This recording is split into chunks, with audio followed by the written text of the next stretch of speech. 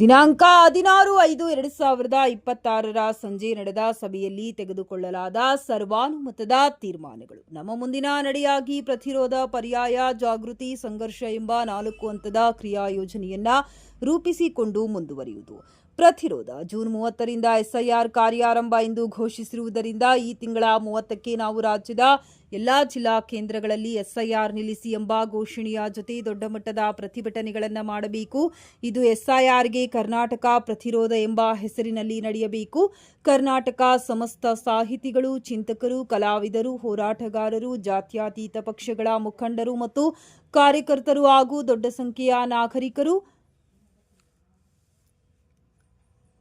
ಈ ಪ್ರತಿರೋಧದಲ್ಲಿ ಪಾಲ್ಗೊಳ್ಳುವಂತೆ ನೋಡಿಕೊಳ್ಳಬೇಕು. ರಾಷ್ಟ್ರಧ್ವಜ, ಕರ್ನಾಟಕ ಧ್ವಜ, ಸಂವಿಧಾನವನ್ನ ಮುಖ್ಯವಾಗಿ ಮುಂದಿಟ್ಟುಕೊಂಡು ಈ ಹೋರಾಟ ನಡೆಸಬೇಕು. ಸಂವಿಧಾನ ವಿರೋಧಿಯಾದ ಎಸ್ಐಆರ್ ಅನ್ನು ನಾವು ಒಪ್ಪುವುದಿಲ್ಲ ಎಂಬುದು ನಮ್ಮ ಘೋಷಣೆಯಾಗಿರಬೇಕು.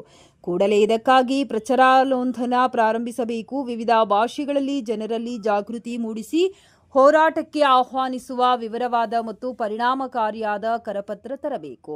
ಎಲ್ಲಾ ಜಿಲ್ಲೆಗಳಲ್ಲಿ ಕೂಡಲೇ ಎಲ್ಲಾ ಸಮಾನ ಮನಸ್ಕರ ಸಭೆ ಕರೆದು ಎಸ್ಐಆರ್ ವಿರೋಧಿ ಕರ್ನಾಟಕ ಎಂಬ ಒಕ್ಕೂಟಗಳನ್ನು ರಚಿಸಿಕೊಳ್ಳಬೇಕು. ಪತ್ರಿಕಾಗೋಷ್ಠಿ ಮಾಡಿ 30ರ ಹೋರಾಟಕ್ಕೆ ಕರೆ ನೀಡಬೇಕು, ವಿವರ ನೀಡಬೇಕು. ಎಸ್ಐಆರ್ಗೆ ತಡೆ ನೀಡುವಂತೆ ಮತ್ತು ಕೋರ್ಸ್ ಕರೆಕ್ಷನ್ಗೆ ಆದೇಶಿಸುವಂತೆ ಸುಪ್ರೀಂ ಕೋರ್ಟಿಗೂ ಮೂಲಭೂತ ಪಿಟಿಷನ್ ಅಲ್ಲಿ ಸಲ್ಲಿಸಬೇಕು. ಯಾವೆಲ್ಲ ಮೂಲಭೂತ ಬದಲಾವಣೆ ಬರಲೇಬೇಕು ಎಂದು ನಾವು ಒತ್ತಾಯಿಸುತ್ತೇವೆ ಎಂಬ ಆಗ್ರಹಗಳ ಪಟ್ಟಿಯನ್ನ ಎಲ್ಲಾ ಸಹಭಾಗಿಗಳ ಜೊತೆ ಮತ್ತು ತಜ್ಞರ ಜೊತೆ ಸಮಾಲೋಚನೆ ಮಾಡಿ ಅಂತಿಮಗೊಳಿಸಬೇಕು.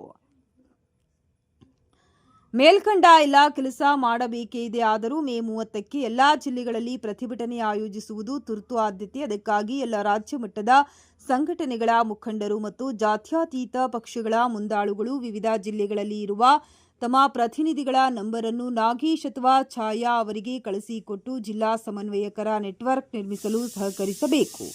ಪ್ರಚಾರಾಂದೋಲನದ ಜಿಲ್ಲಾ ಒಕ್ಕೂಟಗಳ ರಚನೆ, ಪತ್ರಿಕಾಗೋಷ್ಠಿ ಹಾಗೂ ಜಾಗೃತಿ ಅಭಿಯಾನದ ಕಡೆ ಎಲ್ಲರೂ ಕೂಡಲೇ ತಮ್ಮ ತಮ್ಮ ಜಿಲ್ಲೆಗಳಲ್ಲಿ ಗಮನ ಹರಿಸಬೇಕು. ಮೇ 30ಕ್ಕೆ ಕರ್ನಾಟಕ ಬೃಹತ್ ಪ್ರತಿರೋಧವನ್ನು ದಾಖಲಿಸಬೇಕು.